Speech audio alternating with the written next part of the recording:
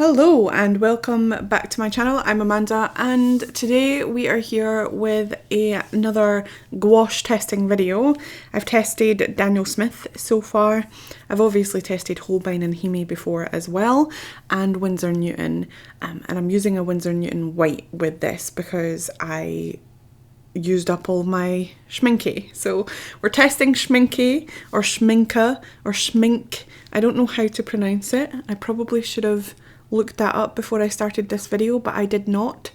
But we're testing that today. And now I think I owe Daniel Smith a little bit of an apology because I think I was too quick to jump to my sort of feelings about that gouache paint. And the reason is because, and I don't know why I didn't think about this before, but I have been out of the art game for a couple of years now, only been dabbling in it here and there over the past couple of years while I've been dealing with some stuff offline. But I just decided that I wasn't even gonna consider the fact that other factors matter, such as the transparency of the paint and the opaqueness of the paint and the surface that I'm working on and the brushes that I'm using. So we'll start with the transparency of the paint. The red, which it is a red, cadmium red medium, and I'll just tell you the rest of the pigments. The ultramarine deep, burnt umber, and the cadmium yellow hue. Now the cadmium red medium, the ultramarine deep and the burnt umber are all opaque colours, so they have good opacity to them, and the yellow is not, and you can tell that the yellow's not just by how much the other colours eat up the yellow because it's transparent. It obviously does mix, but I wouldn't say that this is a good yellow to buy to mix with, and I should have checked that before I bought it, but I didn't. I didn't even have transparency versus opaqueness on my mind because I haven't really been into buying paints as much recently, because I decided that I liked my Schmincke Gouache, I liked my Holbein tubes that I was buying the same tubes over and over again, so I didn't really need to think about that. So with that being said, the choice of yellow was the wrong choice, and possibly the colours, especially for the illustrations that I was making with these colours, was probably the wrong choice as well. Like the red, for example, was a little bit too on the warmer side, but it seemed to make the colours muddy. I think it was maybe the mixture of the yellow and the red together didn't go well, even though they're both cadmiums, but one of them's a medium and one of them's a hue. I don't know, but I wasn't getting the oranges that I would have liked, the vibrancy of the oranges and the yellows that I would have liked. I wasn't getting them, so it probably would have been a good idea to do something that was more leaning towards the red sort of blue side. But at the same time, I think that this whole situation, these colours aren't the best, because if you mix the the blue and the yellow to make green, then it's streaky. If you mix the red and the yellow, it's streaky, and if you mix the red and the blue, it's not a nice colour.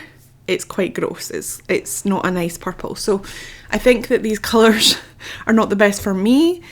They are like supposed to be the primary colours, but I think that you need to explore colour theory a little bit more before you buy your paints, or at least I do anyway, because I thought that I had a great understanding of colour theory, and I do generally. If you mix a warm and a cool colour, it generally doesn't work, but sometimes it does. I don't know. Like, it's just weird.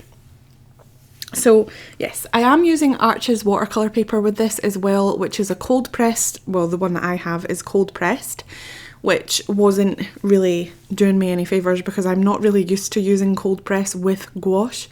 Usually I use a hot press paper or a sketchbook paper, so that was that. I did swatch these in my Stillman and Burn like I did with the Daniel Smith, and again they were streaky and they wouldn't go down very well, so that's why I opted to use the best paper that I have. But to be honest, I would suggest either using a lot of water with these if you're going to use cold press paper, or to get a hot press paper to use these paints. Now, I will say that they are absolutely beautiful, and again, the watercolour pigment sort of qualities to the paint is gorgeous. You can see I was watering out the swatches with the water, obviously. What else would you water out swatches with? And it was coming onto the page really nicely and spreading really evenly and well. When I started painting, however, I added that really thick Winsor Newton white gouache and it all started to go downhill. I was trying to add as much water as possible. I cut out a bunch of me just adding water and more water and more water, and again it was still not going on as thickly, so I didn't have the best time. Also, trying to cover a huge massive area with this little brush wasn't the best either, but I got there in the end and I learned my lesson and added a little bit more water, even more so than what I did before, so we got there in the end. I'm not really happy with the way that this came out, this painting. It was just a study anyway, like a little sketch just to see how the paint reacted. But I think that because of the colour choices and the fact that my yellow was being eaten alive, I didn't really enjoy the outcome of this painting, and I don't think I tried as hard as I could have, because this painting only took me, well, it took me less than 45 minutes to be honest. So I usually would spend hours upon hours on paintings and it just didn't come out, and I didn't put as much effort into the shadows and the highlights and variation and stuff like that. So yes, I'm afraid to say that I didn't give it my best bash, but it was because I wasn't enjoying the process of the painting either. Like, you have to enjoy the process. So I don't think I will ever be using ALLJART's watercolour paper to paint in gouache again, to be honest. I think we'll skip that, and maybe I might have to give that pad away, or wait until I've decided that I love watercolour again, which I don't know if is ever going to happen, to use that paper, but here we go. I might turn it into a sketchbook maybe and sell it. That might be a good idea, because that was quite an expensive pad of paper to be just given away, so we'll see. So anyway, back on to the painting and the paints. Like I said, I think that they are gorgeous paints, and I do believe that they have a place in the art world, and I think that a lot of people would get on well with them. I will say that the red was very, very watery. Putting it out onto the palette made it just, you could just tell that it was so watery compared to the rest. Inconsistency. And the burnt umber was the most thick, and I think that's because of the amount of pigment in the burnt umber. It has PR254, PY42, PR101 and BK11, PBK7 as well. So it has a lot of pigment in it, which makes it more opaque and more thick. And then the red is PR108 and the yellow is PY154 and the blue is PB29, and it has all of the information on it as well. It has the light fastness, so these all have 4 stars, I believe, or 5 stars. Yeah, they've got 5 stars on them. Every single one of them. They've got random numbers on them as well. Like, I don't know what they mean. Maybe the colour number, who knows. And they have the transparency to opaque rating on them as well. A bunch of different languages. You know, they have the stuff that you need, all the information that you could possibly want. Made in Germany, by the way, as well. I did not know that Schmincke was made in Germany. And these are the Hordam versions, not the academic ones, the Academia or whatever ones. They were the proper artist version.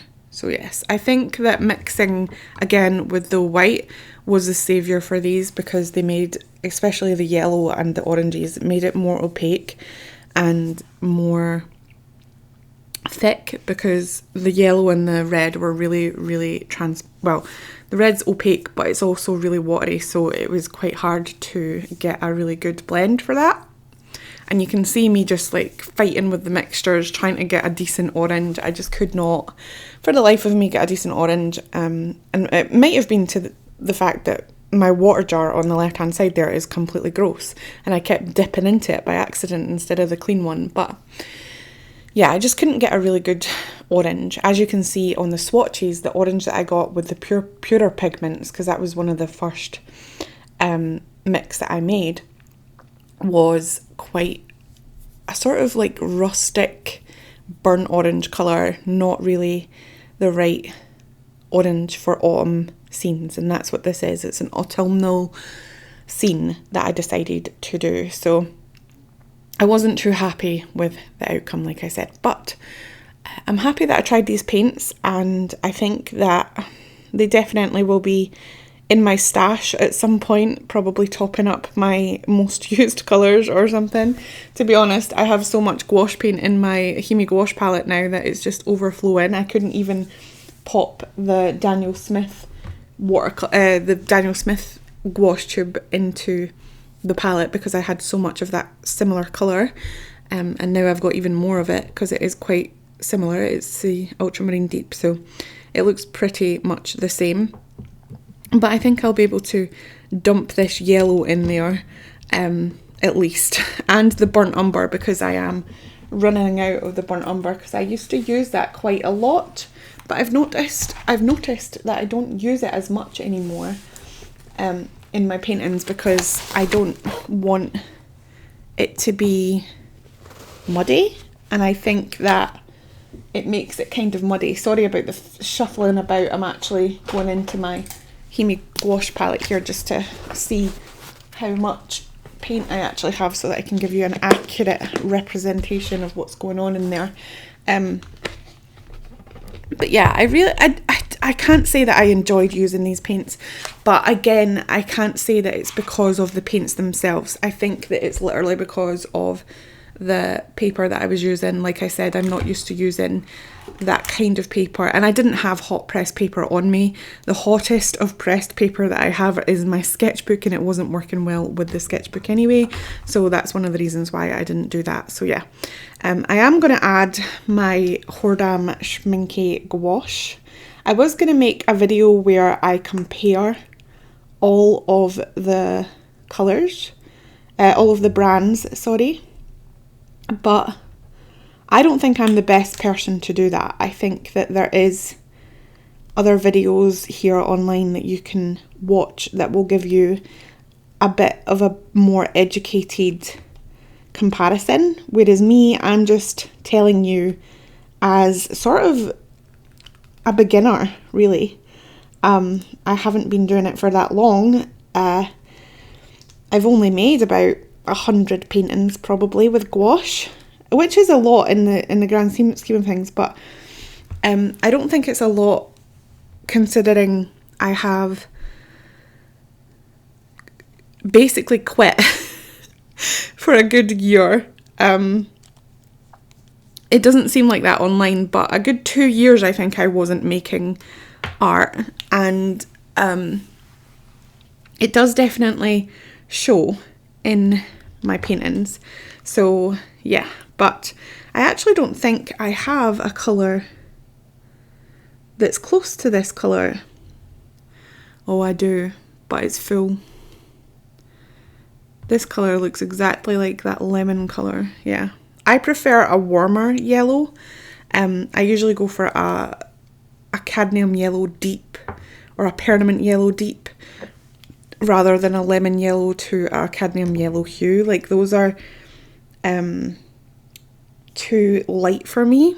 So yeah, but like I said, I think I'm gonna struggle with getting through this amount of paint, to be honest with you. Oh, this paint isn't really that similar to any of the paint that I have in this palette. So yeah, keep these tubes for spare sets of tubes, but more than likely they will sit on the sidelines and I won't use them that much, to be honest. So yeah, gonna have fun with that. So I'm just mixing all of these colours and trying to lay them down and make them look as good as possible.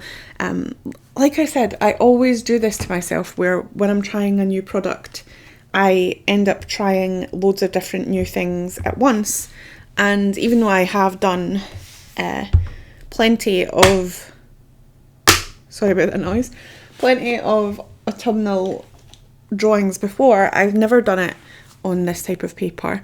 And I was struggling with the kind of brushes that I was using as well. But once I got a couple of layers down, it started to become a little bit easier. Again, it was just the colours that I was struggling with. And I should have just embraced the colours and just said, okay, these are the colours that I'm probably only going to get. I should just embrace it. And I kind of did towards the end. I was like, this is the only orange that I'm going to get. This is the only yellow that I'm going to get. I may as well use it in the best way possible, and that is what I did. So I'm happy that I ended up doing that, because I had a little bit more fun towards the end of this painting. But again, this isn't something that I will be selling or putting up as a prized possession on my Instagram account or anything like that. It'll probably just go back into the pile of stuff that I've done that I'm ashamed of and that will never see the light of day again. It's not that bad, but it's just not up to the standards that I would like for my artwork. And I'm excited to go back to just being happy with the supplies that I've got and making art in the way that I like to make it, with the paper that I like to make.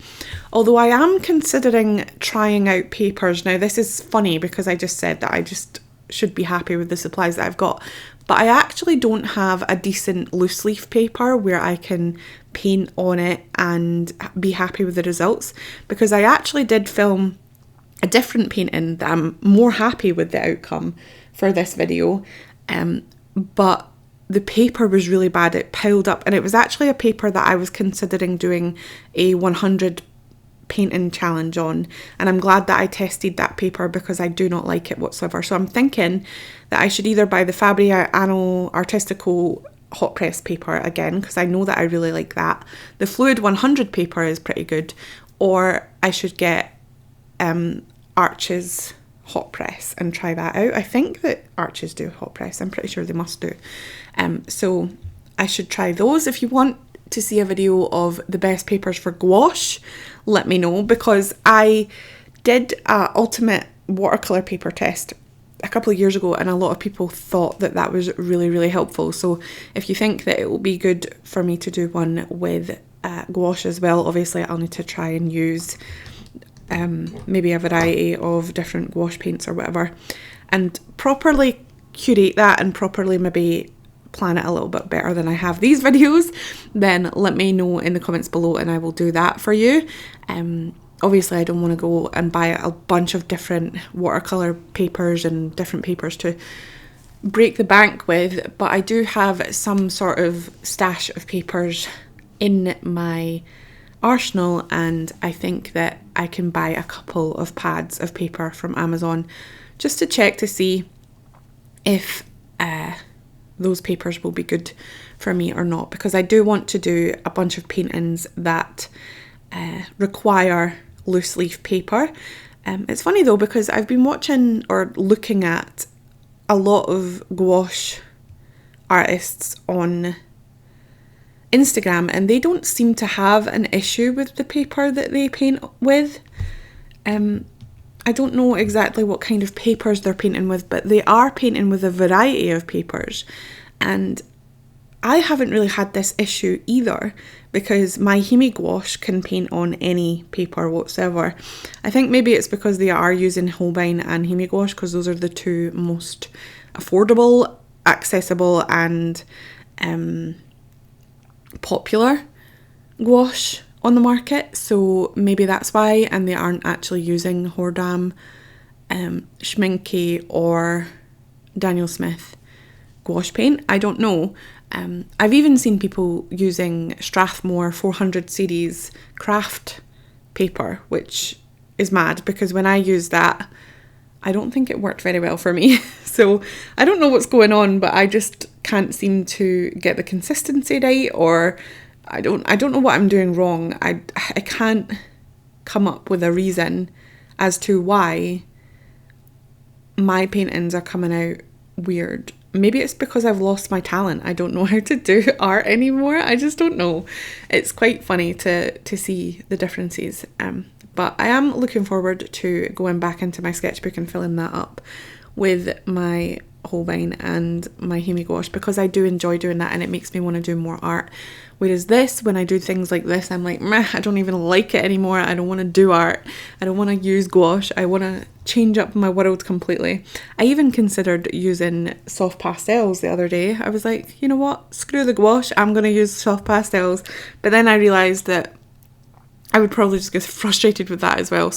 But I do want to do that though. I do want to definitely dive into doing that a little bit and seeing if I can do landscapes with soft pastels, because I have done a few in the past but not that many, and mostly I tried to do portraits and things that I don't usually paint or draw with pastels. So it would be nice to see if I can do something on the paper that I've been saving, completely just scared to use sort of thing. The Clairefontaine paper, I have been saving that, and I've only done one illustration on it so far, and that was a portrait. So I kind of want to dive into using my soft pastels and getting a little bit more messy soon. But I do prefer to paint or use soft pastels while my paper is propped up on a drawing board or something for some reason. I don't actually like doing it flat like I do. I shouldn't really do it flat, but obviously it is better to get the angles, because I actually, the video that I filmed before yesterday, I ruined the whole day. I wasted the whole day by filming that video, but I filmed it with different camera angles than I usually go for, which I do want to do. I want to make a little bit more, or put a little bit more effort into my videos and actually come up with like some sort of way to show you my art process and my day and stuff like that, and make the videos a little bit more interesting than just face down art videos. But anyway, I filmed that and I looked at the footage and it was so wonky and just hard to watch, and I was like, you know what, I don't want to put this video out there, so I deleted it. Usually I would have just put it up and complained about it while it was playing, but I was like, no, I don't want to do that. I want to be a little bit more positive, because I can't be dissing the paper, dissing the paintbrushes, dissing the paint and the camera angle of the video. So I thought that I would be a little bit more kind to myself and film it again. So I did film it again, even though I'm still moaning. So anyway, that's the painting pretty much done. I'm just doing some swatches of this, or trying my hardest. I don't know why I put myself through this pain of trying to layer the the paint on the paper when it was still too chunky, but I did. So I put down some, some good swatches there just to show you the colours that I used, mostly in the painting, and then it finishes and I show you the close-ups. So stay tuned for the close-ups and for the end card, because end cards are important, guys. If you haven't seen any of my videos before, or if you just want to binge me because I'm a comfort watch for you, which obviously I am, come on, I'm amazing, then the end cards are a good way for you to get access to more videos from me. There will be a couple of playlists on there, and my shop as well, which is going to shut down soon. So if you want to buy any of my shop stuff before it shuts down in October, then go along and mosey on at that. But I will see you in my next video. Love ya, bye.